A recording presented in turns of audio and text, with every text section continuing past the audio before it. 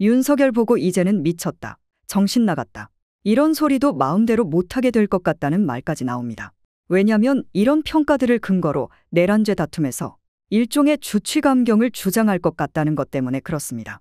윤석열은 이미 우리나라 국격을 바닥으로 추락시켰죠.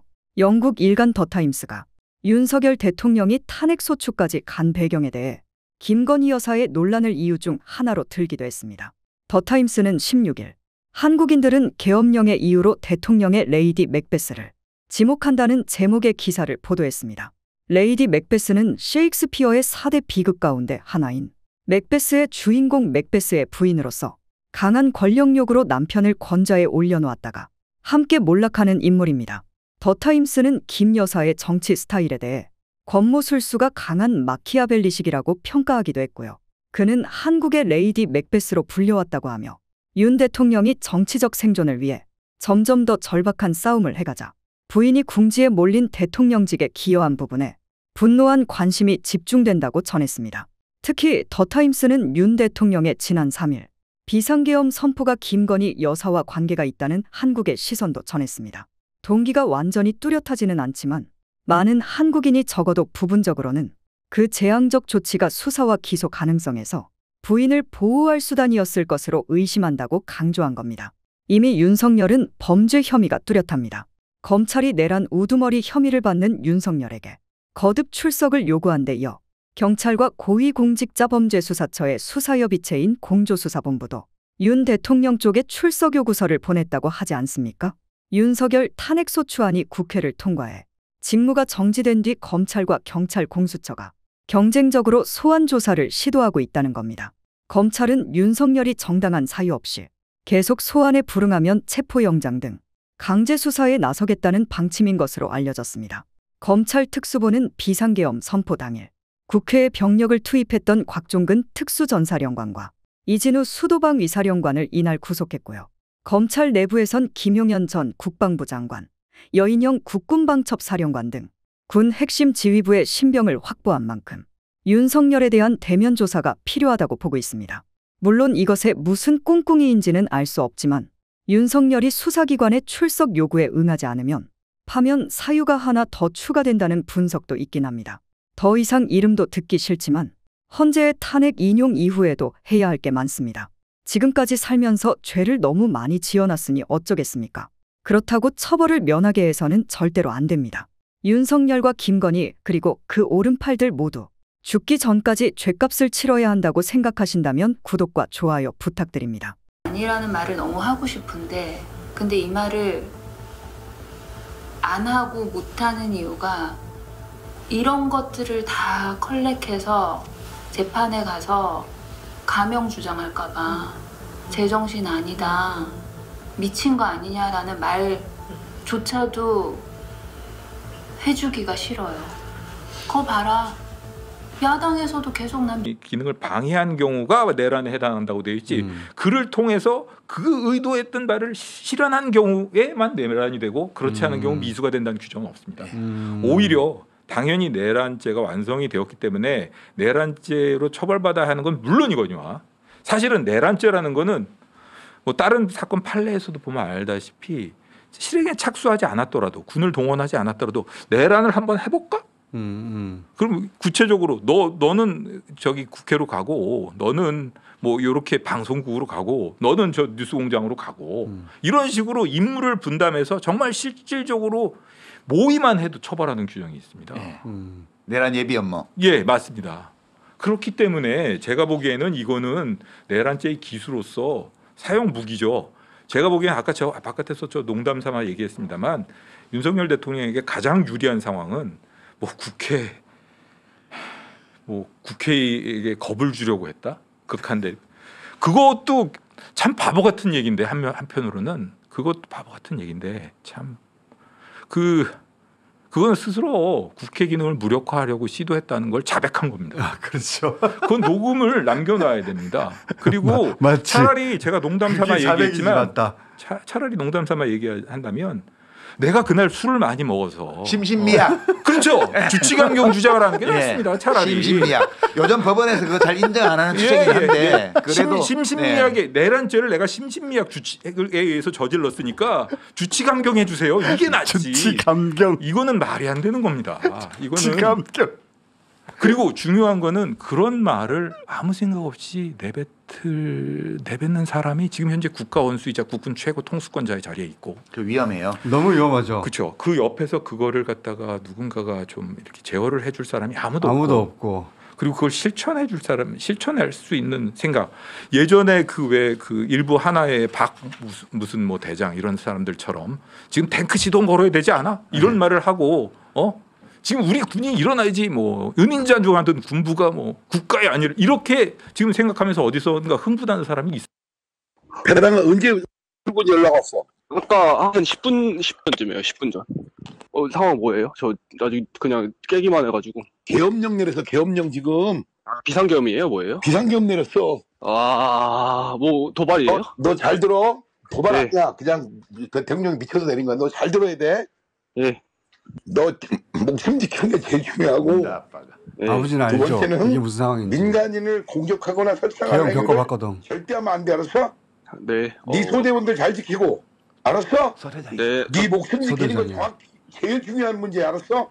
네. 너 계엄 시에 군대가 얼마나 무서운 건지 알지? 네. 너 실탄 지급받고 애들 다뤄야 돼. 애들 잘 다루고 네 소대원들 네. 무엇보다 네 목숨 잘 챙기고 절대 민간인을 해치는 행위 하지 마. 네. 엄마한테 빨리 전화해 지금. 네. 엄마 걱정 안 하게 말 잘하고.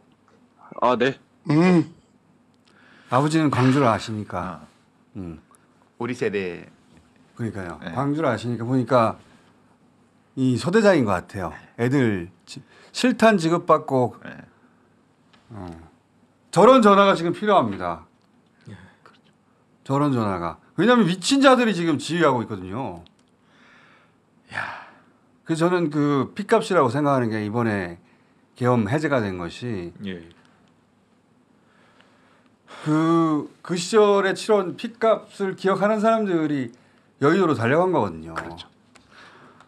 과거에 미친 거죠. 이 지점은 우리가. 자, 주치 감경을 주장해 한다고 하셨는데 그건 제가 그냥 가장 인상적인 단어 주치. 야, 이 주치 감경. 근데 참 법원이 요즘 잘 인정 안 하는 추세라. 네. 예. 그 윤석열 씨의 미래는 굉장히 암담해요. 어두워요. 본인이 몰라서 그렇지.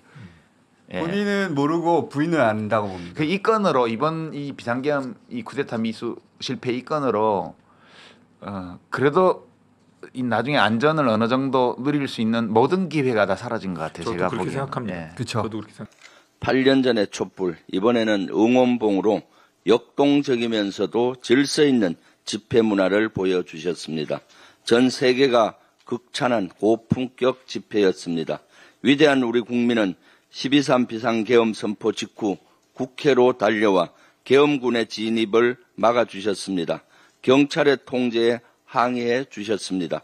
국민이 함께해 주셨기에 대한민국 민주주의는 또 한 번 승리의 역사를 만들었습니다. 다만 12.3 내란 사태는 아직 끝나지 않았습니다. 철저한 군사 대비태세와 국정 안정, 민생 회복을 위해 매진하겠습니다. 내란 숙의 윤석열의 직무정지는 12.3 비상계엄 사태를 수습하기 위한 첫걸음일 뿐입니다. 윤석열을 비롯한 내담 가담자들에 대한 처벌이 내려질 때까지 경계를 늦추지 않겠습니다. 12.3 비상계엄 선포로 우리 사회는 큰 혼란과 불안을 겪어야만 했습니다. 다행히 국회와 시민의 힘으로 6시간 만에 계엄이 해제됐지만 만약 그렇지 않았다면 어떤 일이 벌어졌을지 상상만으로도 끔찍합니다.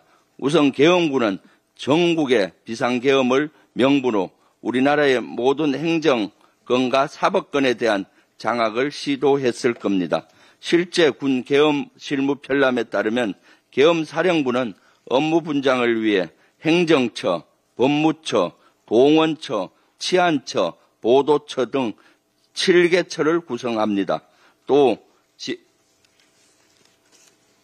슬라이드 한번 보십시오. 슬라이드에 보시면은 계엄 사령부만 지금 주목을 하는데 이번에는 다 그 밑에 3개 지구 계엄 사령부가 설치가 됐고 25개 지역 계엄 사령부가 설치되도록 되어 있었고 설치 중이었습니다. 지구 계엄 사령부는 지작사령관, 이작사령관, 수방사령관이 지구 계엄 사령관입니다.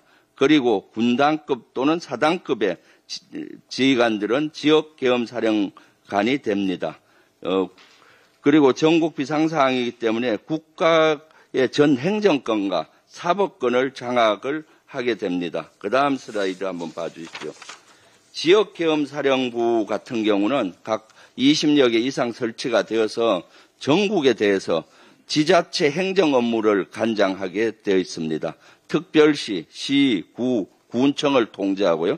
치안 질서 유지, 보도 검열 지침을 하고 집회 및 단체 행동 통제, 통행 금지 시행, 주민 및 타량 통제 등의 임무를 수행합니다. 이와 동시에 지역 사법기관을 관장합니다. 계엄 보통군사법원이 설치되어서 민간인들도 군사재판이 가능하도록 되어 있습니다. 내란 및 외환 등 13개 범죄에 대해서는 바로 군사재판에서 민간인들도 재판을 받습니다. 특별조치 위반, 계엄사령관의 지휘감독 위반 이러한 사항들을 지역사법기관을 관장하면서 통제합니다. 이렇게 행정부와 사법기구를 다 통제하는 실질적인 군에 의한 군정 통치가 이루어졌을 것으로 저는 봅니다. 일부는 이미 시행이 되어 갔죠. 한마디로 계엄군은 무소불위의 권력을 지니는 것입니다. 이 밖에 포고령에 따라서 계엄군은 48시간 내 복귀하지 않는 전공의들을 마구잡이로 잡아들였을 겁니다. 지금도 심각한 의료 공백은 상상 그 이상으로 확대됐을 게 자명합니다. 실제 윤석열 씨는 비상계엄을 선포하면서 행정안전부를 통해 전국 지자체에 청사 폐쇄 명령을 내렸습니다. 언론 보도에 따르면 오세훈의 서울시, 김진태의 강원도, 유정복의 인천시, 홍준표의 대구시, 이철우의 경북도 등 많은 지자체는 계엄이 선포된 그날 밤 청사를 폐쇄하고 비상대책회의를 진행한 것으로 알려졌습니다. 이 정도면 이들 지자체장 또한 비상계엄에 적극적으로 동조한 것이 아닙니까? 12.3 비상계엄 선포는 명분도 없고 법적 근거도 없습니다. 국민의 기본권을 침해하고 민주주의의 근간을 흔드는 심각한 사태였습니다. 이에 동조한 지자체장 또한 그 책임에서 자유롭지 않습니다. 이번 사태가 반복되지 않도록 철저히 조사하고 일벌백계해야 합니다. 거듭 강조합니다. 이러한 것들을 명명백백히 밝혀야 합니다. 그래서 행안위에서는 빨리 행안위를 열어서 각 지자체들이 비상계엄하에서 어떤 일을 했는지를 밝혀야 합니다.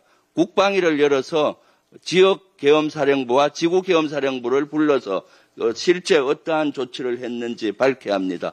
다른 상임위를 열어서도 각 행정부처가 비상계엄 시에 어떤 조치를 했는지 밝혀야 합니다. 지금 모든 국무위원과 지자체장이 자유롭지 않다고 봅니다. 이런 것들을 명명백백히 밝히고 관련자들은 처벌을 해야 됩니다. 이래야 다시는 역사적으로 비상계엄이 없어질 겁니다.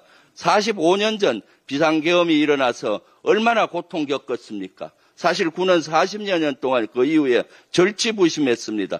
다시는 비상계엄과 같은 이런 오점을 남기지 않겠다고, 정치적인 중립을 지켜야 한다고 그렇게 노력해서 이제 겨우 군은 명예를 회복하고 국민의 신뢰를 얻기 시작했습니다.